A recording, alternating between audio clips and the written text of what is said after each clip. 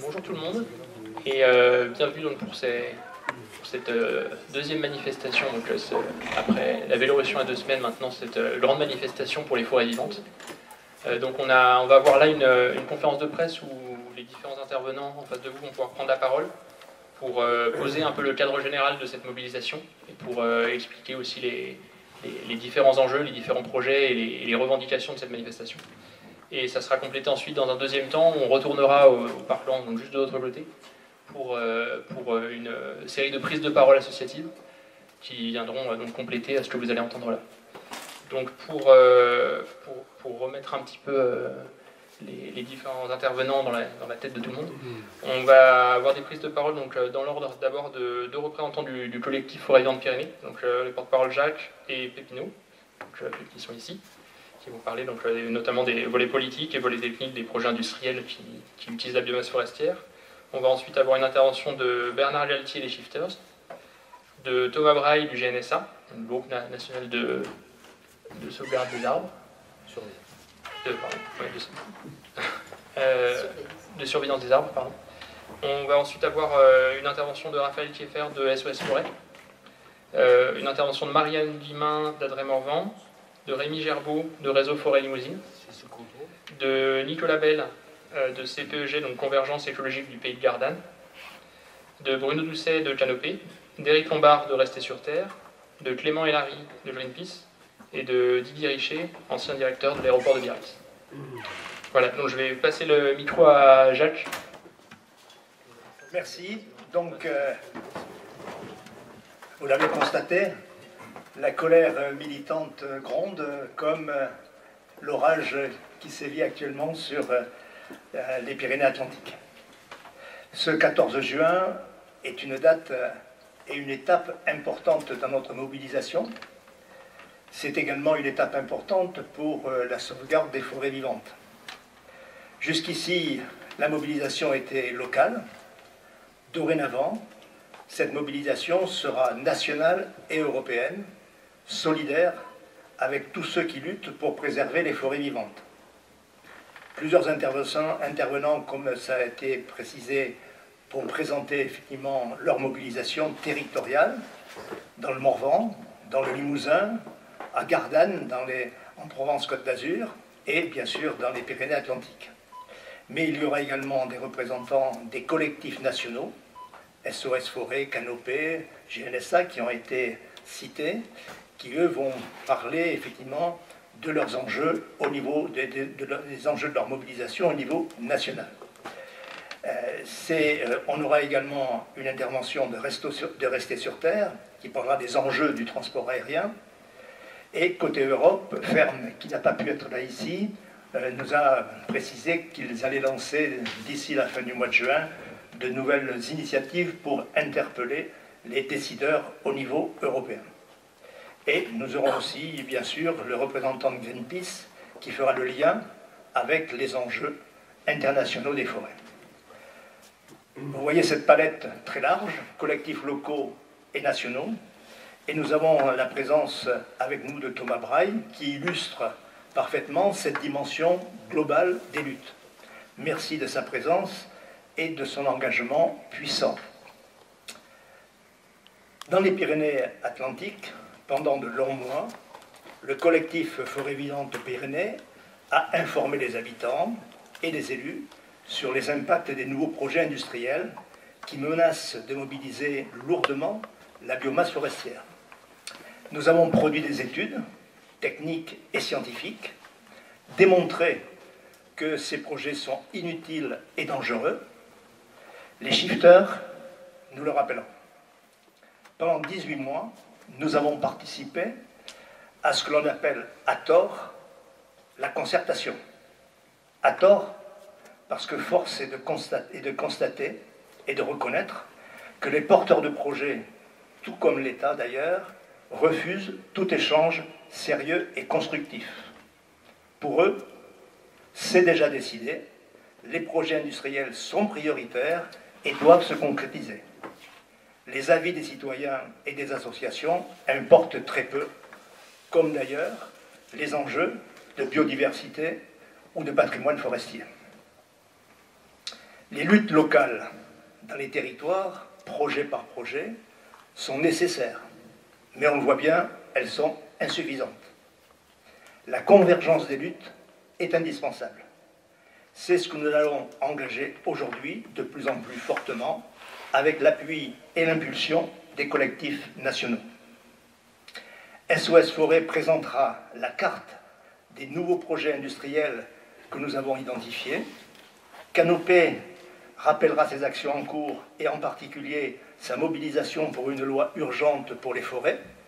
Dans le même but, Forêt Vivante Pyrénées, Adré Morvan et le réseau Forêt Limousine ont lancé une pétition sur Green Voice et Thomas Braille confirmera la nécessité de contester toutes les agressions que subissent les arbres. Localement et nationalement, nos actions vont s'intensifier. Vous l'avez compris, on quitte la concertation pour aller vers la confrontation, sans tomber dans le piège de la violence, bien entendu. Ça ferait trop plaisir à certains, et ça les arrangerait bien. Tout sera mis en œuvre, y compris sur le plan juridique, pour bloquer les projets contraires à l'intérêt général. Le patrimoine forestier est fragilisé partout dans le monde par le réchauffement climatique. Nous le constatons en France avec inquiétude. Et pourtant, avec le soutien de l'État et de l'Union européenne, les forêts sont de plus en plus soumises à l'appétit industriel. Les entreprises et l'État considèrent les forêts comme une source de matériaux consommables. Or, les forêts ne sont pas des usines de production de bois. Elles sont, avant tout, comme les océans, les matrices et les régulateurs de la vie. Comme pour les océans, donc, nous demandons pour les forêts un moratoire indispensable, notamment sur tous les nouveaux usages de la forêt, comme ceux pour produire des carburants alternatifs pour l'aviation ou pour produire du biochar pour les aciéries. Le président de la République et le gouvernement privilégient, on le constate, la fuite en avant technologique, dont on connaît pourtant parfaitement les limites. Il multiplie en plus les renoncements à toute politique écologique et responsable. Tout ceci est inacceptable. Nous le faisons savoir aujourd'hui avec force et détermination, et maintenant avec colère. Merci beaucoup d'être présent ici à notre initiative.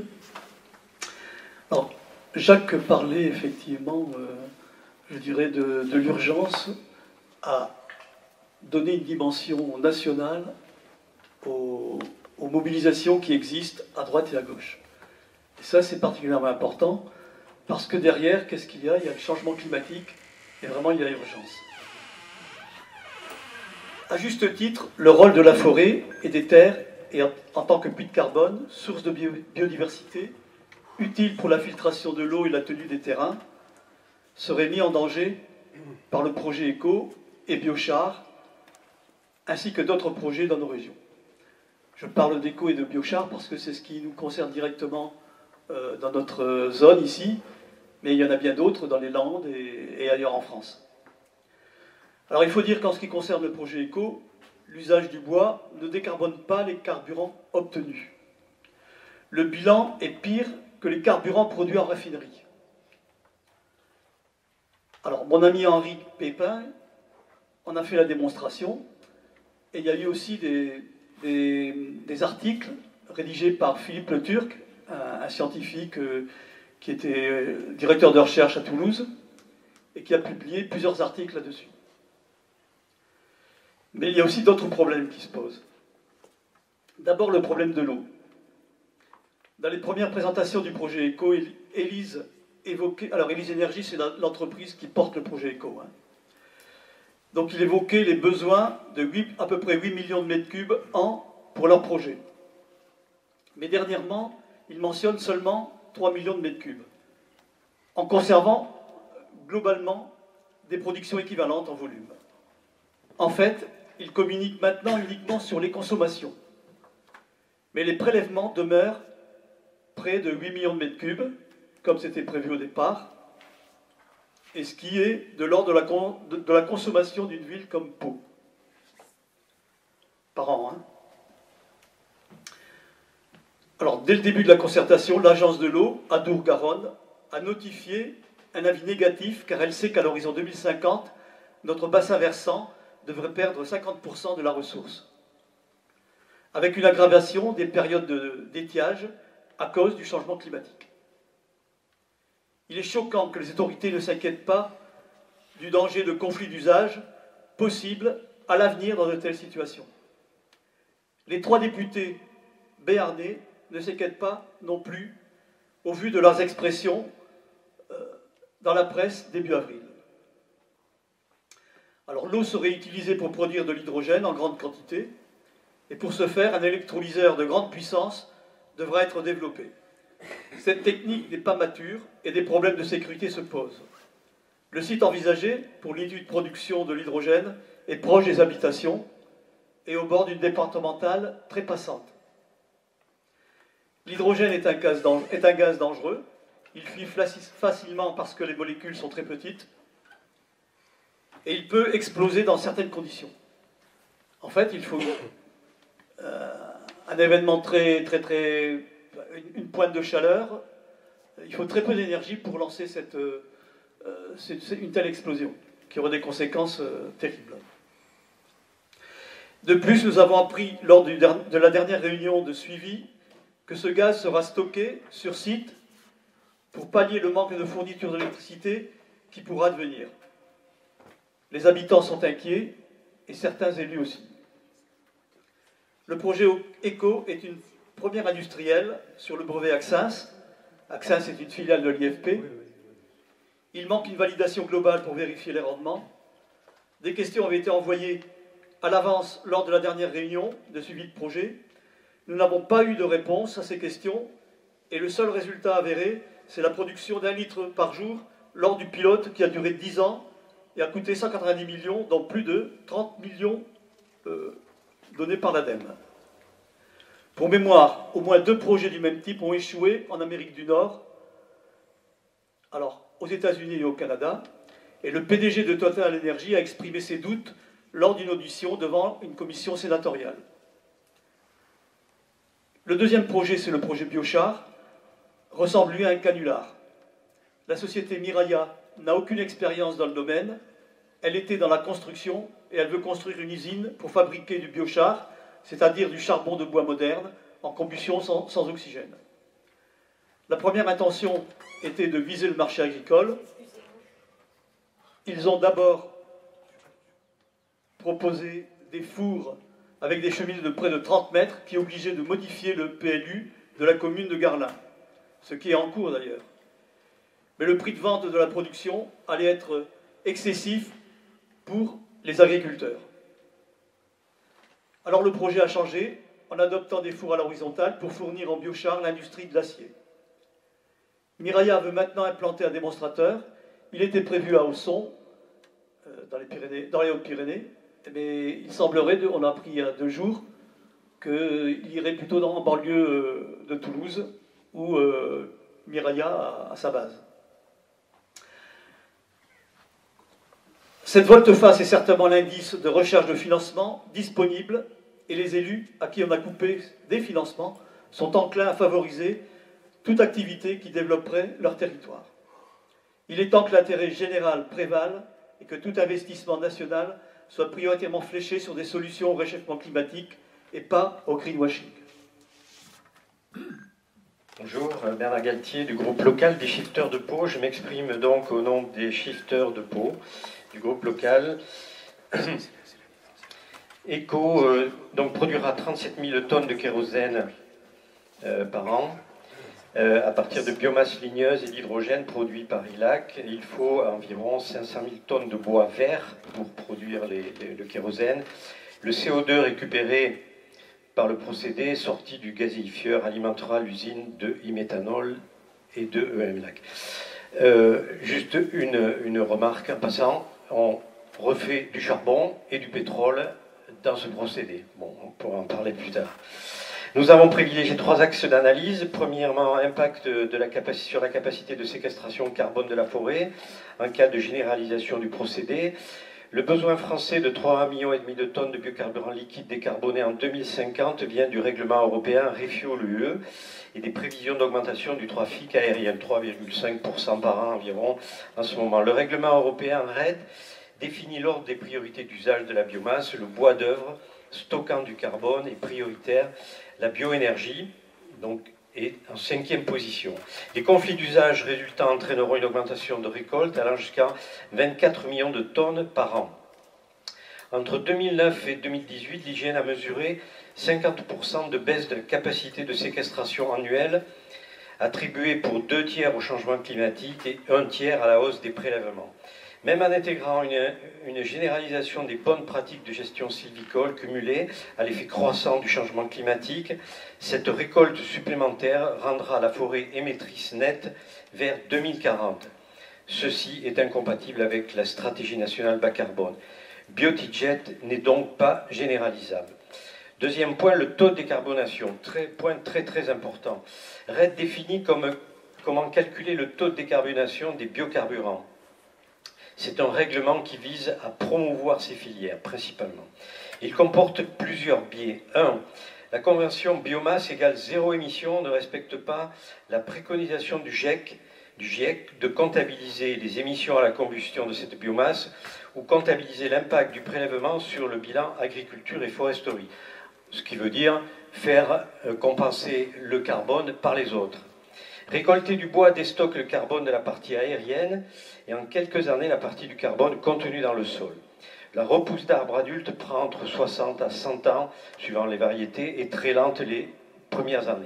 L'empreinte carbone est maximale dans les 20 ans, après la récolte et revient à 0 lorsque la repousse est complète. RED ne prend pas en compte cette évolution temporelle. L'urgence climatique impose de décarboner de suite. Biotijet démarrera en 2030, le pic d'empreinte coïncidera avec 2050, cible pour atteindre la neutralité carbone. D'autres biais qui représentent environ 10% du calcul sont contenus dans le règlement RED 2. Nos calculs d'émissions procédés Biotijet et EMLAC sont proches de ceux d'Élise, c'est des calculs de puissance. Pour Biotijet, nous avons calculé l'empreinte carbone à 20 ans après la mise en service, en intégrant un taux de repousse, avec plusieurs scénarios d'approvisionnement en bois, du plus favorable, type Élise, à celui plus crédible du fait des conflits d'usage d'approvisionnement intégral par du bois vert, et même envisager des scénarios d'approvisionnement par taillis repoussant en 20 ans. Pour tous les scénarios, pendant cette période, le kérosène Biotijet émettra en moyenne chaque année plus de CO2 que de continuer à brûler du kérosène fossile. Ça va de plus 47 000 tonnes de CO2 dans le scénario le plus optimiste, à plus 420 000 tonnes de CO2, alors que Élise revendique moins 360 000 tonnes. Voilà, c'est les ordres de grandeur. Le seul scénario qui décarbone, 75% de carbone venant de vieux bois ou de résidus de bois, 25 par récolte de taillis et facteur d'émissions électriques 2050. Donc, il n'y a aucun intérêt climatique à mettre en place une filière française de e-biokérosène. Par contre, le méthanol de EMLAC décarbone à plus de 70%. Les e-SAF, c'est une autre voie de fabrication. Là, on parle de e-bio. Décarbone réellement. Il semble nécessaire de réorienter le projet Biotijet. Les e-SAF, c'est capter du CO2 dans les fumées, par exemple des usines de fabrication de papeterie, de boîtes de pâte à papier. Troisième point, les risques d'hydrogène. L'électrolyseur est proche des installations, des habitations, et d'un axe routier à fort trafic, environ 200 mètres et moins pour la route, et présente un risque d'explosion en cas de fuite d'hydrogène. On a calculé que dans un rayon de 200 mètres, il y aurait plus de vitres et peut-être plus de toiture. Tous les autres projets d'électrolyseurs sont à des distances sensiblement supérieures, environ 1000 mètres de toute habitation. En conclusion, sobriété impérative. Pour atteindre 70% de e-SAF en 2050, 7 millions de tonnes par an, la consommation électrique serait de l'ordre de 250 TWh avec du CO2 capté en sortie d'installations industrielles. La consommation française, pour rappel, actuelle est de 450 TWh, ce qui augmenterait de près de 60%. Refuel demande post-2040 de capter directement le CO2 dans l'atmosphère, moins concentré, cela induirait un doublement de la consommation actuelle, très difficile à réaliser. Malgré les progrès techniques et les taux de décarbonation atteignables, la croissance prévue du trafic aérien ne permet pas d'atteindre la division par 4 des émissions en 2050 et d'être en accord et d'être cible de l'accord de Paris. Le seul autre levier disponible est de diviser par au moins 3 les prévisions de trafic aérien, soit moins 40%. La sobriété dans le domaine du transport est indispensable. Bonjour à toutes et tous. Je ne vais pas rentrer dans des considérations techniques. Je pense que les personnes qui sont autour de moi maîtrisent bien mieux le sujet, même si j'ai eu des grands échanges hier soir avec une grande partie des collectifs. Je trouve un petit peu regrettable aujourd'hui qu'en 2025, alors qu'on annonce bien évidemment un cataclysme qui nous pend au nez si on ne fait rien aujourd'hui par rapport à la problématique des forêts, on voit toujours que l'État pousse des projets qui, à mon sens, n'en ont pas. Pour le dire tout simplement, on ne fait pas voler des avions en rasant des forêts, c'est clair, voilà, c'est tout simple.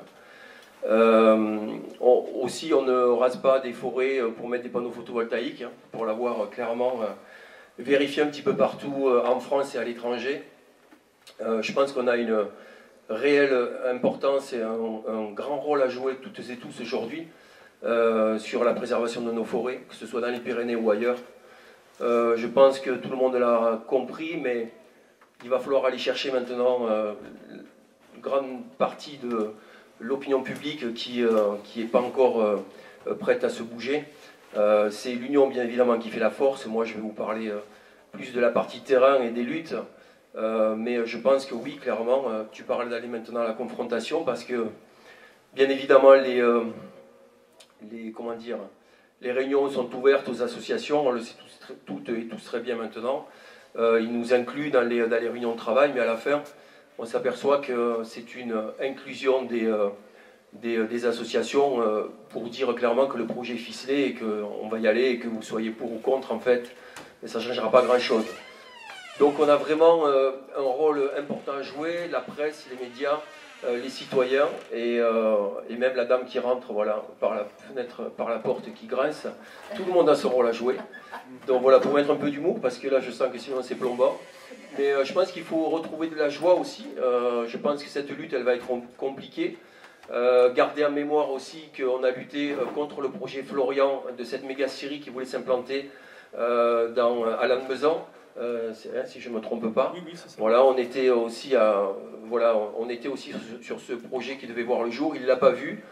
Voilà, et si on de nous réjouir sur les luttes qui ont été gagnées et se dire que c'est en se mobilisant qu'on pourra faire changer les choses. Et voilà, je terminerai par cette phrase parce que je la trouve très très bien, elle n'est pas de moi mais peu importe. Je vais faire très court parce que je pense que les autres intervenants ont pas mal de choses à dire aussi. Celui qui se bat risque de perdre, mais celui qui ne se bat pas a déjà perdu. Voilà, pour ma part, j'ai terminé.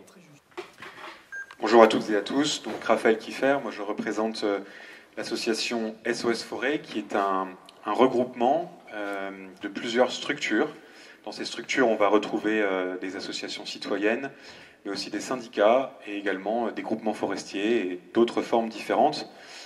Cette association, qui regroupe, comme je le dis, différentes structures, comporte en son sein également des professionnels de la filière forêt-bois et aussi des citoyens et des citoyennes.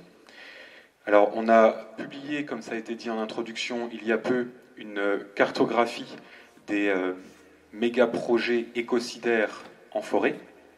Alors, pourquoi on a travaillé sur ce sujet ? Parce que le projet qui nous concerne aujourd'hui pose un grand nombre de problèmes. Il y a une thématique sur laquelle moi je souhaiterais intervenir aujourd'hui, c'est l'impact sur les pratiques en termes de gestion forestière. Quel impact ces projets peuvent avoir ? Et en fait, sur cette question-là, on retrouve de multiples projets qui vont avoir des impacts très néfastes en termes de gestion forestière, que ce soit en forêt publique ou en forêt privée. Donc nous, ça fait 12 ans maintenant qu'on milite sur ces questions, avec d'une part les professionnels et d'autre part les citoyens et les citoyennes. Donc ces projets écocidaires, comme je le disais, la cartographie est retrouvable en ligne. Il y en a dans les Pyrénées, on en retrouve à Golbet dans le Grand Est, à Gardanne, il y a Biocil, il y en a malheureusement des dizaines d'autres. Ils poussent un petit peu partout et ils ne sont pas neutres ou ils ont un impact conséquent sur les pratiques de gestion. La forêt aujourd'hui, il faut bien comprendre que c'est un écosystème avant tout. Avant d'être un milieu qui produit des ressources, c'est déjà un écosystème. Et cet écosystème, il est en difficulté. Il est mis en difficulté par les changements globaux et il va l'être de plus en plus. Alors comme tout écosystème, il dispose de capacités pour traverser des crises et des perturbations. Mais pour pouvoir traverser ces crises et ces perturbations, il a aussi des besoins. Et alors la difficulté, c'est que la forêt, elle ne s'exprime pas dans les médias. Elle ne parle pas, la forêt, dans la presse. Et c'est pour ça que nous, on souhaite porter cette voix. À cheval, je le redis, entre les professionnels d'un côté et puis les citoyens et citoyennes de l'autre. On souhaite porter cette voix de la forêt qui ne s'exprime pas. Et aujourd'hui, le message qu'il faut retenir, c'est que les pratiques que vont engendrer la création de ces projets vont être néfastes pour l'écosystème. Non pas néfastes pour l'écosystème d'il y a 50 ans, mais néfastes pour l'écosystème d'aujourd'hui et de demain. Cette forêt qui nous concerne tous, que l'on aime, cette forêt-là, elle a des besoins particuliers vis-à-vis du changement climatique, notamment qu'on réduise ou qu'on rende plus raisonnables nos prélèvements. C'est un exemple, il y en a d'autres. On pourrait parler de la hiérarchie des usages, c'est-à-dire de respecter le fait que dans un tronc, dans la base du tronc, on va faire plutôt des planches, on va faire plutôt de la charpente, alors que dans les branches, on va plutôt faire des panneaux, par exemple, de bois compressé. Ces éléments-là, c'est un autre exemple qu'on peut citer, on a besoin de respecter ces points forts. Et ces grands projets, ces grands méga-projets que l'on juge, nous, écocidaires, ils vont impacter tout ça, ils vont impacter la gestion. Un autre exemple, c'est que nous, ce qu'on prône, c'est ce qu'on appelle la sylviculture mixte à couvert continu. C'est une alternative de gestion qui existe, qui a fait ses preuves, qui est viable à la fois sur le plan économique, social et environnemental. Donc il y a des alternatives qui existent, mais ces grands projets vont induire ce que nous on considère être comme une industrialisation de la forêt. C'est-à-dire que pour pouvoir répondre à autant de besoins en consommation de bois, on va être obligé d'industrialiser jusqu'au milieu de production. Or, le milieu de production, c'est un écosystème qui a aussi ses propres besoins. Et donc nous, on souhaite amener un point d'attention très fort sur le respect de ces besoins en proposant par ailleurs des alternatives de gestion qui permettent déjà dans certaines initiatives qui permettent de répondre aux différents besoins sociétaux sur les plans, comme je l'ai expliqué, environnementaux, sociaux, mais aussi sur les plans économiques. Voilà, c'est le message aujourd'hui qu'on souhaite faire passer. On utilise différents outils. Un exemple, c'est de la formation.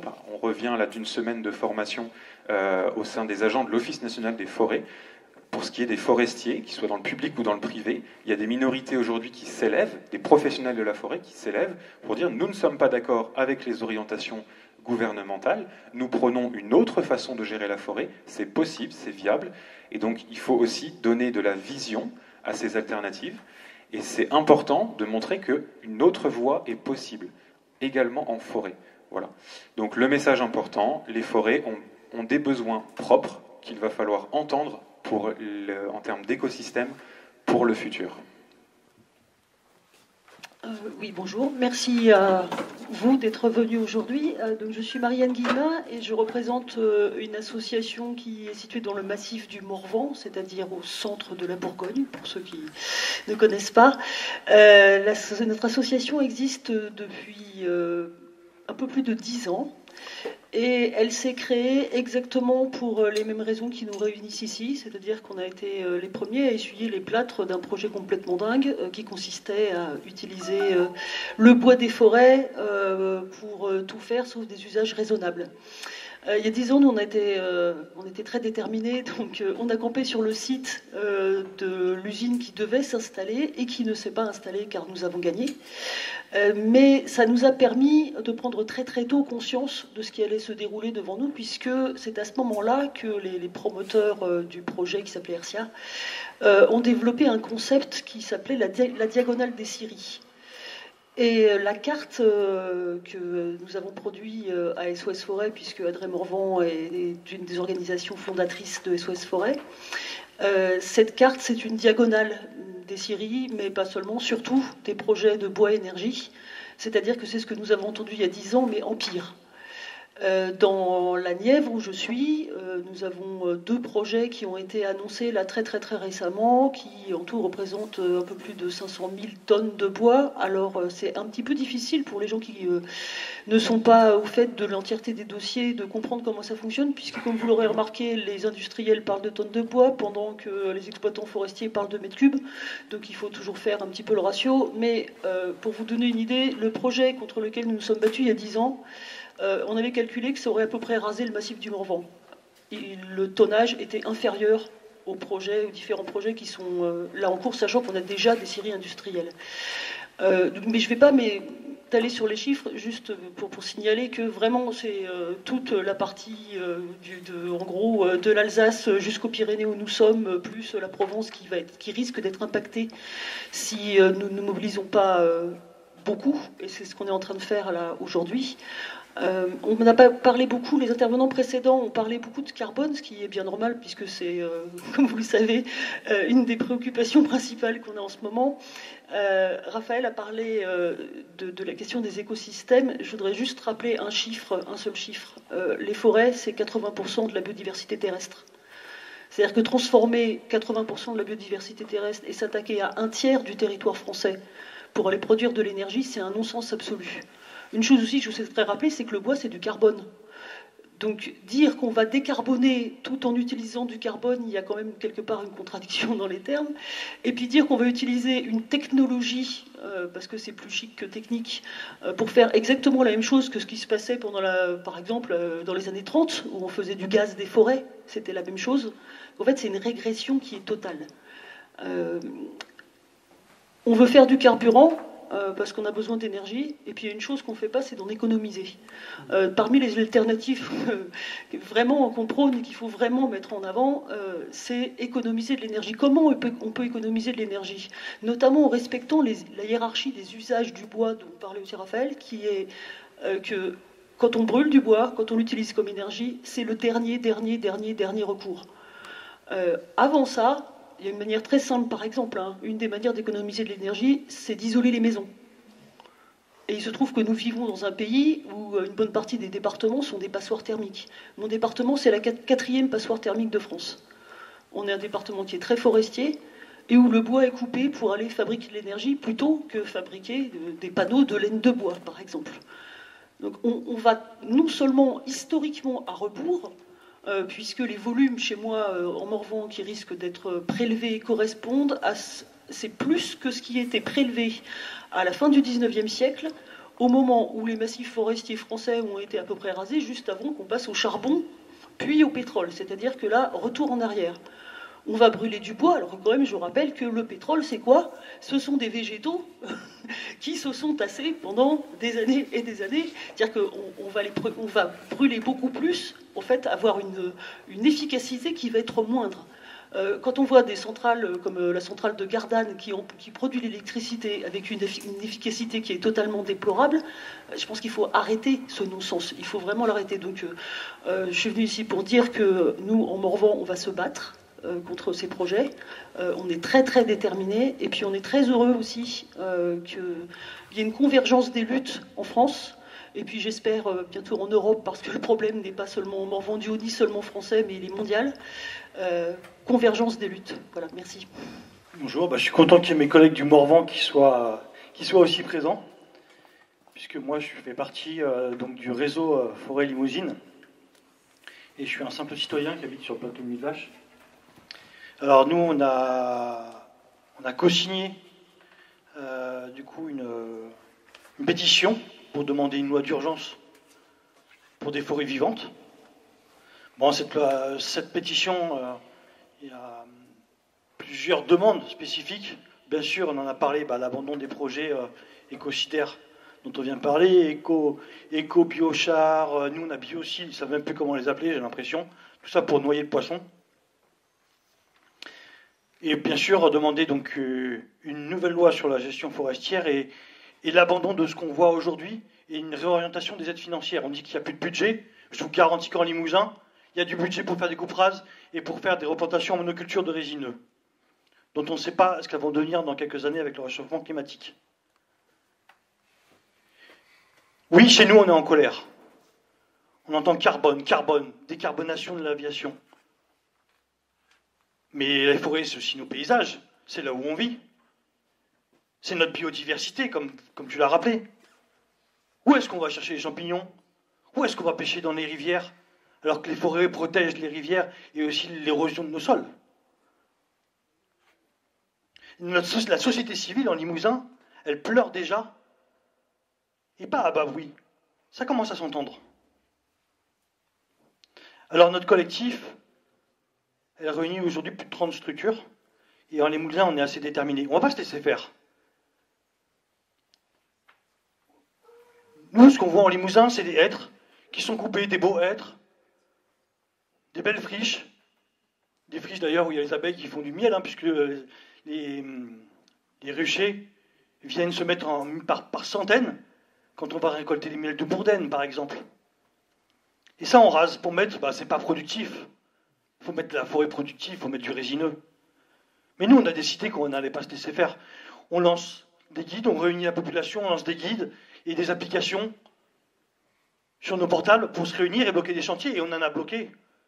On était encore, il y a une semaine ensemble, pour arrêter un chantier. Et les forestiers en ont bien conscience. Ils sont repartis. Donc nous, on est en colère et on ne va pas se laisser faire. On va prôner la désobéissance civile. Clairement. Si on regarde la lutte contre les OGM, pourquoi on n'a pas eu d'OGM en France? En tout cas, dans notre alimentation. Parce qu'on n'a pas laissé faire. Pourquoi il y a eu les faucheurs volontaires? Ils sont allés faucher en pleine nuit, à leur risque et péril. Et ça a marché. Nous, on ne va pas se laisser faire. Du coup, pour finir, je ferai une petite anecdote à un célèbre président qui venait de la Corrèze et qui disait « Notre maison brûle, et nous, en Limousin, on ne va pas faire que la regarder. » Oui, en fait, je ne suis pas du tout de... Mon camarade là-bas, il est de ce collectif à Gardanne. Moi, je suis plutôt SOS Forêt, PACA, et puis je suis dans les Alpes de Provence, et précisément dans une région qui est impactée par le central à biomasse à Gardanne. Juste 2 points généraux. Je voudrais dire que nous sommes vraiment de plus en plus confrontés à un paradoxe. Jamais on a autant parlé du climat, jamais il n'y a eu un engouement aussi fort pour les forêts et les arbres, et en même temps les forêts n'ont jamais été aussi menacées par le désir de lutter contre les changements climatiques. C'est vraiment un drôle de paradoxe. Deuxième chose, je vois que les autorités, les entreprises, favorisent surtout ce que moi j'appellerais vraiment le bas de gamme. Il n'y a rien de pire que de brûler du bois dans une centrale, effectivement, avec moins de 30% de rendement pour faire de l'électricité. Du bois qui vient de jusqu'à 400 km autour, ou même qui traverse l'Atlantique, qui vient du Brésil. Là, on reparle de Gardanne beaucoup parce qu'il y a une enquête publique qui a été relancée après 12 ans de lutte par nos amis à Gardanne, surtout, qui ont dit que l'enquête d'impact environnemental en 2012 ne suffisait pas parce que ça concernait que 2-3 km autour de la centrale. Et aucunement, je pense que c'est important de rappeler, ça peut être intéressant aussi pour les Pyrénées, c'est qu'ils ont dit qu'il fallait regarder l'impact sur ce qu'ils appellent indirect, pour moi c'est tout à fait direct, mais bon, sur les forêts et sur le bilan carbone. Donc, dans 16 départements et 3 régions, c'était le 6 juin que c'était terminé, une enquête publique a été menée pour regarder l'impact sur la forêt. Et je pense que n'importe quel projet industriel devrait subir la même enquête ici parce que ça va avoir un impact, bien sûr, sur toutes vos forêts, dans toutes les communes, etc., etc. Alors, il y a beaucoup trop de choses à dire sur Gardanne. J'ai un papier ici qui s'appelle « Une biomascarade qui a trop duré ». Il y a des questions de santé publique, parce que c'est extrêmement polluant, brûler du bois en pleine ville. C'est en pleine ville de Gardanne. Ça pollue plus que dans beaucoup de domaines que les centrales à charbon. Il y a plus d'émissions de gaz à effet de serre quand on brûle de bois que du charbon. Il y a de nombreuses études qui le montrent. L'entreprise Gaz et l'Énergie est très fière parce qu'ils disent qu'on va produire de l'électricité décarbonée. Or, le central de Gardanne brûle 15%. Ce qui brûle, c'est du charbon. Ça continue à brûler du charbon, sinon ça ne marche pas. Donc déjà, sans parler du bois qui est brûlé, c'est 4 fois plus le moyenne national de production de gaz à effet de serre, etc., par rapport à d'autres manières de produire de l'électricité. Si on inclut le bois, ce qui est complètement normal, seulement ça existe, et ce projet, et les autorités françaises et les autorités européennes maintiennent un mythe qu'on pourrait appeler le mythe de la neutralité carbone. Ils ne comptent pas l'effet carbone de brûler du bois. Si on le compte, on arrive à 16 fois le moyen national pour la production d'électricité. Il y a aussi l'impact sur la forêt. Les chiffres donnés pour les ressources sont extrêmement exagérés. Je ne vais pas entrer dans les détails, il y a juste un exemple. Par exemple, c'est que dans tous les chiffres donnés pour calculer les ressources disponibles pour Gardanne, on n'inclut pas ce qu'on appelle les bois bûches, ou alors le bois qui n'entre pas dans le circuit commercial. Je pense que c'est pareil ici. C'est 1,2 million de tonnes dans la région PACA qui est hors circuit calculé par ces experts, etc. Et donc, ça montre qu'en fait, il y a nettement moins de ressources disponibles qu'on imagine. Bon, il y a énormément de choses à dire là-dessus, donc je ne vais pas continuer beaucoup. Mais c'est un projet qui est beaucoup plus vaste que Gardanne, parce qu'en fait, il y a des chaufferies un peu partout en France. Il y a aussi les pellets au niveau domestique. Et quand on regarde tout ça ensemble, ça dépasse largement la ressource même disponible. Et si on veut aller vers là, on va enlever sans doute complètement l'accroissement de la forêt, mais aussi peut-être au-delà. C'est en concurrence avec un des plus grandes usines à pâte à papier en France, qui est à Tarascon, dans notre région. Il y a d'autres grandes centrales à biomasse pas loin de chez nous. Il y a une tension qui arrive sur le marché du bois qui est phénoménale. Donc, bon, vous n'êtes pas concerné ici par l'enquête publique. Ça vient jusque l'Aude et Ariège, hein, quand même. Et je voulais juste répéter que Thomas, il a cité ça. On n'a pas le temps d'entrer dans les détails, mais j'habite à 15 km de la montagne de Lure. Comment c'est connu? Parce que c'est une zone où il y a jusqu'à 1000 hectares actuellement menacés par des parcs photovoltaïques sur des forêts qui sont coupées pour cela. Il y a aussi 1000 hectares menacés dans le 0,5 dans la vallée de la Bouèche. Donc ça aussi, c'est un autre exemple des menaces. Je pense que si on faisait une liste des menaces, enfin les utilisations prévues pour la forêt, on fait des vêtements à partir des arbres, on fait des sacs en plastique à partir des arbres. Si on fait le liste, c'est juste impressionnant. Donc voilà, j'arrête là et je passe la parole à la prochaine.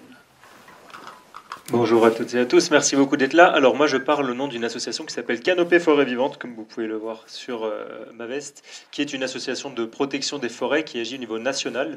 Notre objectif à nous, c'est de faire changer les lois et les pratiques des entreprises pour qu'on ait une meilleure gestion forestière. Donc on est vraiment sur le volet forêt qui du coup ici dans notre cas, dans le cas des usines dont on parle, est un volet ressources. Il y a plein de choses qui ont été dites, donc je vais juste redonner quelques éléments de compréhension un peu pour que le sujet soit bien clair pour tout le monde. Pourquoi tous ces projets-là se lancent déjà? Pourquoi est-ce qu'ils existent? C'est parce qu'on considère aujourd'hui le bois énergie comme une ressource d'énergie renouvelable, parce que les arbres repoussent. C'est vrai, il repousse et ça se régénère plus rapidement que du charbon par exemple, mais ça se régénère quand même sur plusieurs dizaines d'années, c'est-à-dire que si vous coupez un arbre qui a 60 ans pour le brûler, ben, il faut 60 ans pour que cet arbre repousse et recapte le carbone, peut-être même plus parce qu'il va pousser moins vite maintenant avec le changement climatique, donc il aurait peut-être même besoin de plus de 60 ans, et pendant toute cette durée-là, il peut lui arriver plein de choses, il peut brûler, il peut mourir, il peut se passer plein de choses, ce qui font qu'on crée ce qu'on appelle une dette carbone entre le moment où on va couper l'arbre, le brûler, et le moment où il aura peut-être un jour repoussé.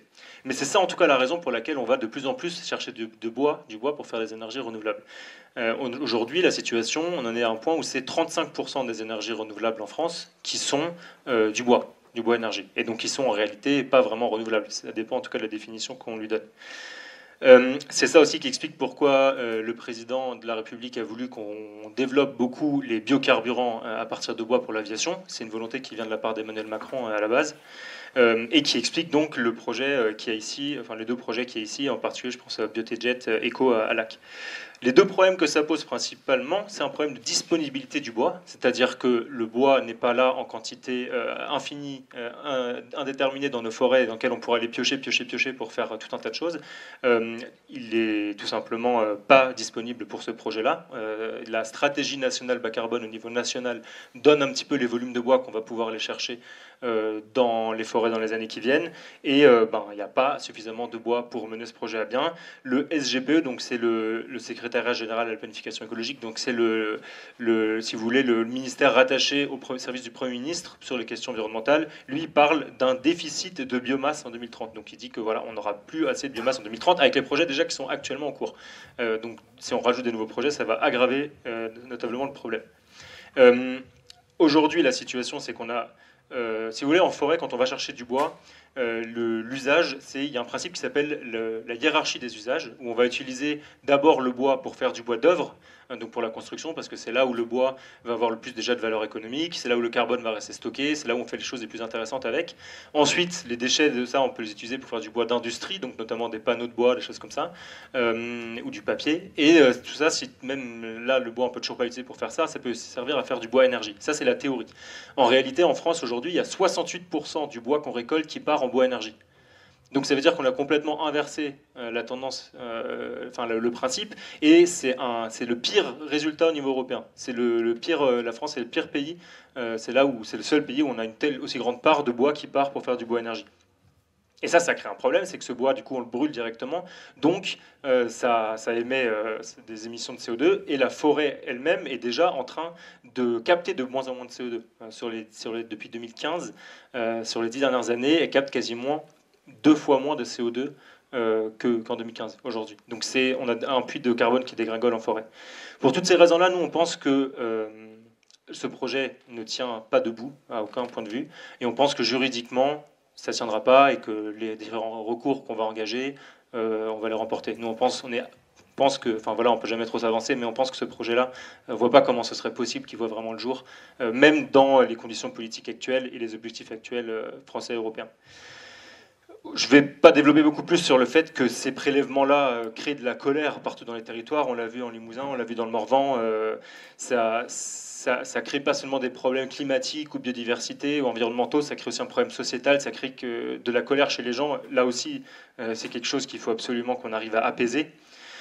D'autant plus qu'on sait bien faire en France, on a la chance de savoir faire de la bonne gestion forestière, de savoir bien travailler le bois dans des bonnes scieries, notamment des petites et moyennes scieries de feuillus, et que cette gestion forestière-là crée automatiquement des coproduits, donc c'est du bois qu'on ne va pas utiliser pour faire du bois d'œuvre par exemple, et qui devient du coup une sorte de gisement de bois disponible, mais ce qu'il faut bien comprendre, c'est qu'il n'est pas infini, c'est une quantité limitée, donc il faut qu'on priorise ce qu'on fait avec, et que cette priorisation, nous aimerait qu'elle soit faite commune, ensemble, tous ensemble, au niveau de la société. Qu'est-ce qu'on fait avec ce bois? Est-ce qu'on l'utilise pour faire voler des avions? Est-ce qu'on l'utilise pour faire des flyers de pub? Ou est-ce qu'on l'utilise pour faire des livres? Est-ce qu'on l'utilise pour faire des chaufferies collectives, pour alimenter les chaufferies collectives? En tout cas, il n'y a pas suffisamment de bois pour tout développer comme ça, sans qu'il y ait un pilote de l'avion et sans que les arbitrages soient pris. Donc voilà, c'est ça un petit peu qu'on aimerait porter aujourd'hui, et remettre les points solides en ce qui concerne les quantités de bois disponibles. Oui, bonjour à tous. Je suis Éric Lombard de Rester sur Terre. C'est la branche française du réseau international Stay Grounded, qui, comme son nom l'indique, milite pour une réduction de l'usage de l'avion et pour une mobilité soutenable et équitable. Je soutiens... Bon, on a beaucoup parlé de l'amont, des ressources, il faut du bois. Là, je vais parler de l'aval, à quoi ça va servir. On soutient la lutte parce qu'on estime que l'utilisation de ces biocarburants ne sert à rien et que la seule solution pour l'aviation, pour décarboner l'aviation, c'est de réduire le trafic. Il n'y a pas que nous qui le disions. L'Agence internationale de l'énergie le dit, l'ADEME le dit, et Aérodécarbo, qui est une association de professionnels de l'aéronautique, le dit aussi, et d'autres encore. Le secteur aérien prétend pourtant qu'il peut poursuivre sa croissance, qu'il a des solutions pour se décarboner. C'est faux, c'est du greenwashing. On l'a démontré, on a édité toute une série de fiches, dont ici celle sur les biocarburants, qui démontrent ce greenwashing. La solution phare, aujourd'hui, c'est les biocarburants, parce que les autres ne sont pas prêtes, l'hydrogène, l'électrique, bon, ça arrivera peut-être jamais d'ailleurs. Mais il a un gros problème. Pour faire des biocarburants, il faut des matières premières. Et la seule matière première qu'il a trouvée pour l'instant, c'est les huiles de friture usagées. Mais il n'y en a vraiment pas assez pour alimenter la voracité des avions. Donc il se tourne vers d'autres ressources, dont le bois. Des résidus forestiers, mais aussi des arbres entiers. Mais je vais vous montrer pourquoi c'est une impasse. Ce projet éco est une impasse pour trois raisons principales. C'est que, on l'a déjà dit, le biocarburant produit à partir de bois émet plus de CO2 que le kérosène actuel. Élise Énergie prétend le contraire, mais c'est absolument faux parce qu'il s'appuie sur des modes de calcul officiels, mais qui sont complètement artificiels. C'est des modes de calcul qui ont été faits pour favoriser l'utilisation du bois, mais c'est absolument pas basé sur la réalité physique. Le bois, comme l'ont rappelé mes collègues, ça met des années, des dizaines d'années à repousser. Donc c'est neutre en carbone peut-être au bout de 100 ans, mais pas immédiatement.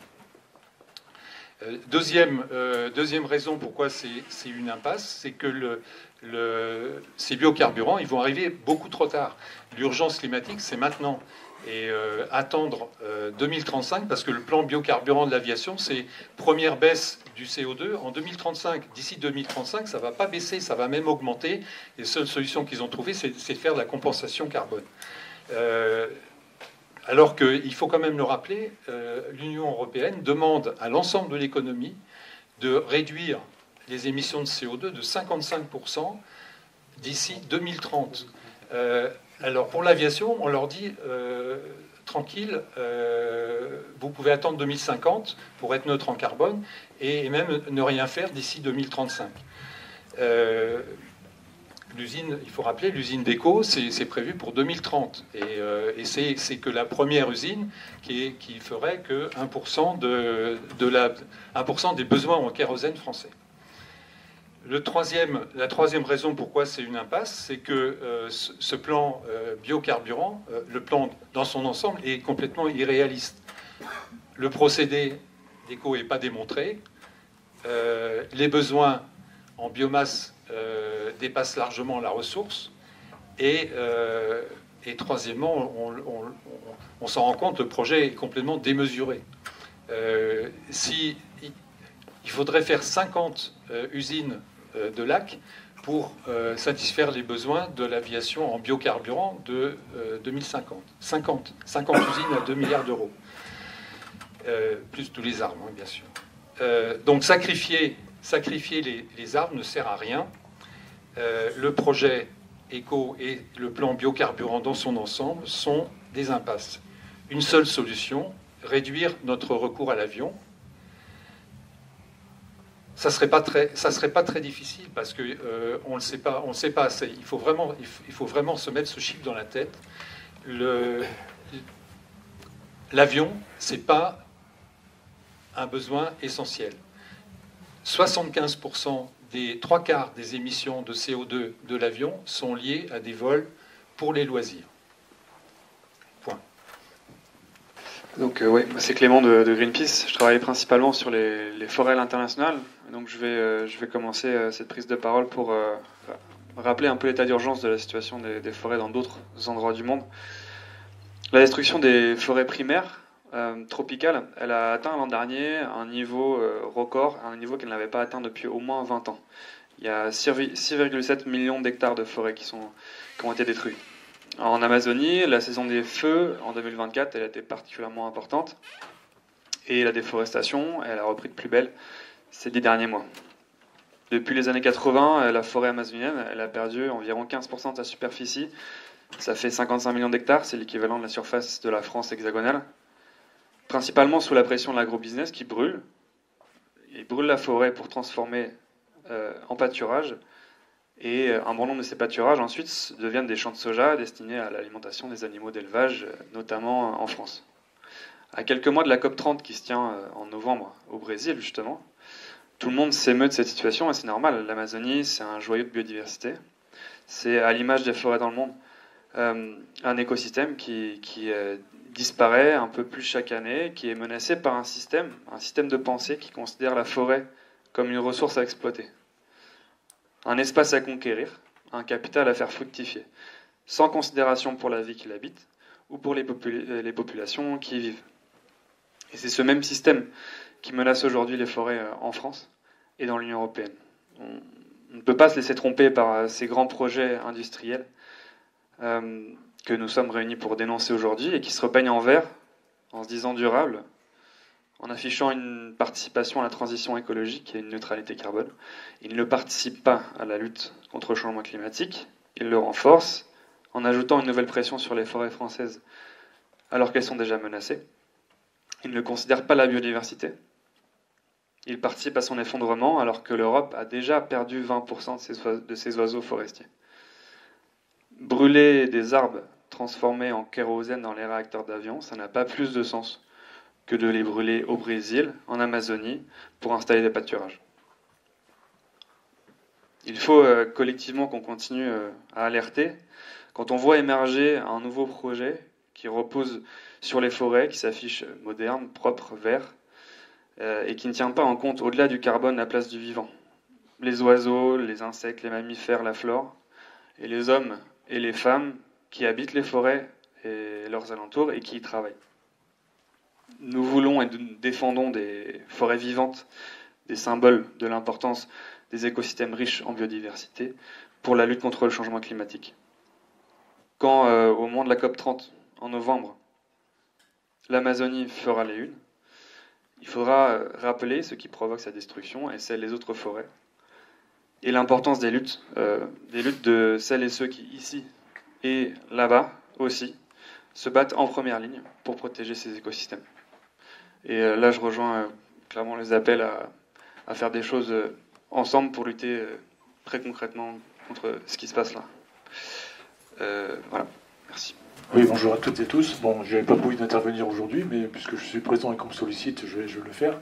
D'abord, en tentant d'expliquer cette curiosité d'un personnage qui a fait quasiment toute sa carrière dans le monde aéronautique et qui, à l'approche de la retraite, décide de changer complètement d'attitude, de comportement, de vision. Bon, tout ça pour dire quand même que même si je suis retraité maintenant depuis quelques années, cette prise de conscience, je l'ai eue depuis bien longtemps. Elle s'est un peu accentuée à la naissance de mon premier petit-fils, quand j'ai pensé à l'âge qu'il aurait à la température qu'il ferait en 2070, lorsqu'il aurait à peu près mon âge. Ça a été le révélateur. Enfin, je ne vais pas vous raconter toute ma vie, simplement pour vous dire que venant du monde de l'aérien, j'ai conscience, et vous devez tous en avoir conscience, c'est que ce monde-là est complètement prisonnier de l'argent au travers de la privatisation des aéroports qui a eu lieu dans le monde entier et qu'il sera extrêmement difficile c'est pour ça qu'il faut s'y employer tous de manière solidaire, à faire évoluer les mentalités des acteurs.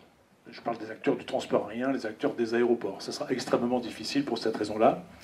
N'oublions pas quand même que dans les aéroports en particulier, dans les aéroports, il y a deux acteurs. Il y a au moins, vous avez un concessionnaire, celui qui gagne de l'argent à faire ce métier de gestionnaire d'aéroport. Et puis, il y a l'élu, qui représente la collectivité à qui l'aéroport appartient. Donc il y a au moins déjà deux cibles, on va dire, de travail.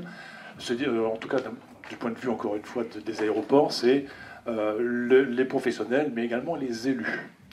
Alors on sait aussi que les élus sont très sensibles à la question des emplois, à la question du développement économique, à la question du développement touristique. Eric l'a dit tout à l'heure, 75% d'activité du transport aérien, aujourd'hui, c'est du loisir, du tourisme. Bon. On peut très bien se passer de l'avion. Moi, personnellement, ça fait 6 ans que je n'ai pas pris l'avion et j'ai décidé de ne plus jamais le prendre. Donc, comme quoi c'est possible, on peut se remettre en question même à plus de 65 ans. Voilà, donc la chose s'annonce difficile d'un point de vue des professionnels. Ce qui est vraiment inquiétant aussi, c'est de savoir que les projections de trafic, à raison de 3% par an à peu près de croissance, nous emmènent sur un doublement du trafic dans les années 2045, à peu de choses près, 2045-2050.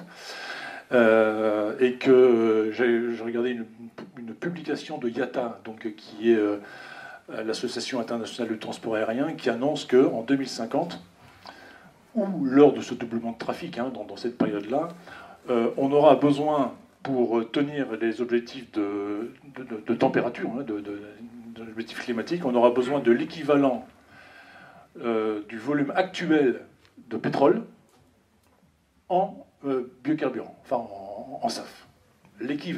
L'équivalent. C'est-à-dire qu'il faut réussir à trouver un moyen de produire ce qu'on consomme aujourd'hui en pétrole pour l'année 2050.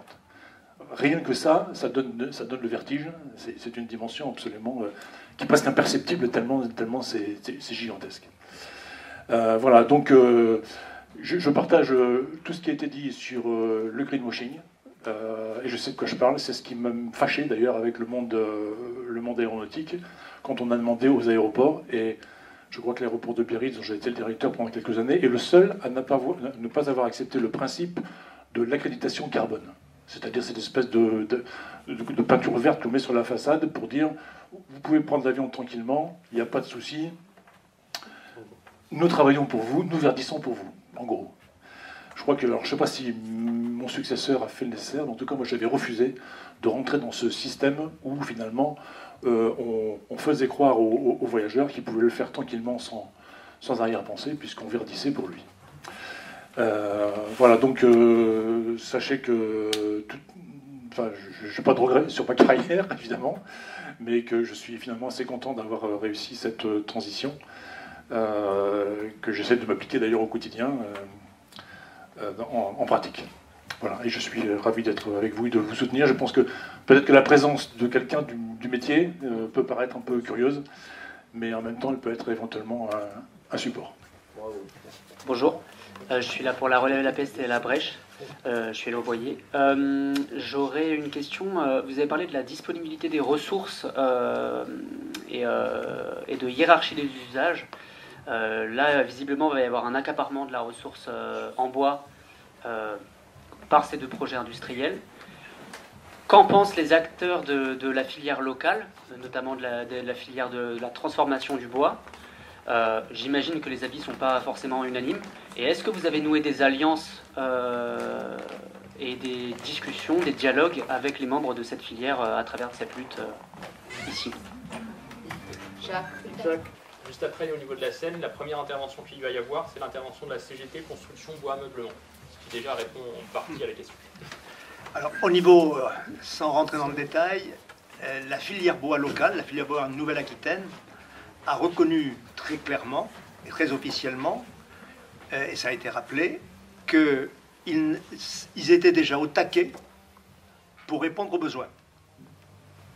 Donc, et ils ont dit, il ne faut absolument pas développer de nouveaux usages, parce que nous déjà, on sait qu'on va avoir des difficultés à satisfaire les besoins. Au niveau national, c'était encore plus clair. Il y a eu pendant 1 an une étude très approfondie sur les besoins et la ressource, qui montrait que pour satisfaire la demande sur les métiers traditionnels de la filière bois, il faudrait environ 10 millions de mètres cubes supplémentaires, qui n'existaient pas, sans mettre effectivement la forêt en danger, et qu'on ne pouvait satisfaire ces besoins de l'activité traditionnelle qu'en diminuant l'utilisation du bois énergie. Et surtout, en ne développant pas de nouveaux usages. Donc ces choses sont parfaitement avérées, et comme le rappelait Solal, les syndicats de salariés de la filière bois sont très inquiets, parce que d'un côté, ils ont bien compris qu'on promettait la création d'emplois avec ces nouvelles usines, mais que compte tenu de la concurrence que ça allait déclencher dans le secteur, c'était en fait de la destruction d'emplois en Nouvelle-Aquitaine. Donc c'est très clair. Alors, les alliances, on a des contacts. De là à avoir des alliances entre le réseau associatif et le milieu industriel, et voilà, c'est pas encore tout à fait le cas. En revanche, on a effectivement les syndicats de salariés qui sont présents aujourd'hui. C'est un autre élément, mais c'est rarement cité. Pour l'histoire de biomasse pour Gardanne, il y a des centrales comme ça dans plein de pays. Au niveau européen, il y a eu des réunions où j'étais présent, où des entreprises qui travaillent avec le même genre de bois, le panneau de fibre, le pâte à papier, ben, ils ont les boules monstres parce qu'il y a une concurrence déloyale absolue. Parce que, ça je ne l'ai même pas dit, je veux dire, le kilowattheure à Gardanne est payé 4 fois plus le prix normal. C'est 100 millions d'euros par an pendant 8 ans. 800 millions d'euros décidés par le gouvernement en janvier dernier, ou décembre janvier, quoi. Les autres entreprises, ils ne reçoivent absolument pas. Ça, c'est encore un peu le bas de gamme, mais ils ne reçoivent pas pour ces mêmes quantités de genre de bois. Donc, ils sont complètement défavorisés. Et puis, évidemment, les petites scieries qui existaient, etc., tous les autres possibles filières bois courtes, locales, etc., ne sont strictement aucunement soutenues et ferment les unes après les autres, quoi. Oui, je voudrais juste préciser une chose. Quand on parle de filière, donc il y a la filière officielle, tamponnée par le gouvernement, tout ça, et puis sinon il y a une filière alternative, qui est entre autres regroupée au sein d'un réseau qui s'appelle le réseau pour les alternatives forestières, où il y a plein de professionnels. Donc, et ceux-là, évidemment, sont plutôt de notre avis. Bonjour et merci. Donc c'est juste plus une question-remarque. Donc je m'occupe d'une association Water Family, on fait de l'éducation à l'eau, à l'écologie, c'est pas journaliste, mais ne pas oublier de faire aussi le lien entre l'arbre, la forêt et l'eau. On a parlé de carbone, de biodive, et il y a de plus en plus de scientifiques comme Hervé Covès ou Francis Salé, bien sûr, qui nous parlent bien que sans forêt, le cycle de l'eau n'existerait pas au point. Donc en fait, c'est valoriser aussi la forêt à travers l'eau et ce cas-là. Ah, pardon. Mais c'est pas grave, c'est très bien d'assister. Oui, merci de cette remarque et d'appuyer sur ce point d'attention. Dans les formations qu'on peut dispenser, notamment en interne à l'Office national des forêts, on fait des très gros points sur la question de l'eau, des mouvements d'eau, des rivières aériennes, des points sur l'eau verte, l'eau bleue. Je ne vais pas tout détailler, mais la forêt a un rôle très très important dans le stockage et dans l'épuration de l'eau. Donc en fait, quand on impacte l'écosystème forestier, on l'a évoqué ici à plusieurs reprises, on a des impacts sur le carbone, on a des impacts sociaux, on a des impacts économiques, on vient d'en parler aussi en termes de filière, il y a aussi des impacts sur l'eau, effectivement, très importants. Et ça fait partie des besoins de l'écosystème dont je parlais tout à l'heure, qui ont un retentissement sur les besoins de la société derrière, de préservation de cette ressource en eau. La forêt a un rôle important au niveau de l'eau. Voilà. Nous, souvent, dans nos communiqués, on écrit forêt en remplaçant le O par E-A-U. Voilà, c'est un petit jeu de mots pour dire que l'eau est extrêmement présente et extrêmement connectée avec le milieu forestier. Voilà. Vous l'avez compris, l'État, en soutenant ces projets, fait un énorme mensonge d'État. C'est un mensonge d'État. On est effectivement avec de l'argent public et du discours qui est du mensonge. Au niveau du département des Pyrénées-Atlantiques, le préfet a installé une commission bois pour, soi-disant, évaluer les besoins et les disponibilités. Dans la communication qu'ils ont faite, ils ont dit que la filière bois, la ressource bois, dans les Pyrénées-Atlantiques, dans l'Aquitaine, c'était une opportunité économique. Et ils ont précisé, en fait, la forêt, ça se gère comme un compte bancaire. Comme un compte bancaire. Pour l'État, la forêt, c'est du fric. Voilà où nous en sommes. Et voilà pourquoi, effectivement, il faut se mobiliser tous ensemble, il faut pousser la colère, et on n'évitera pas, effectivement, la confrontation.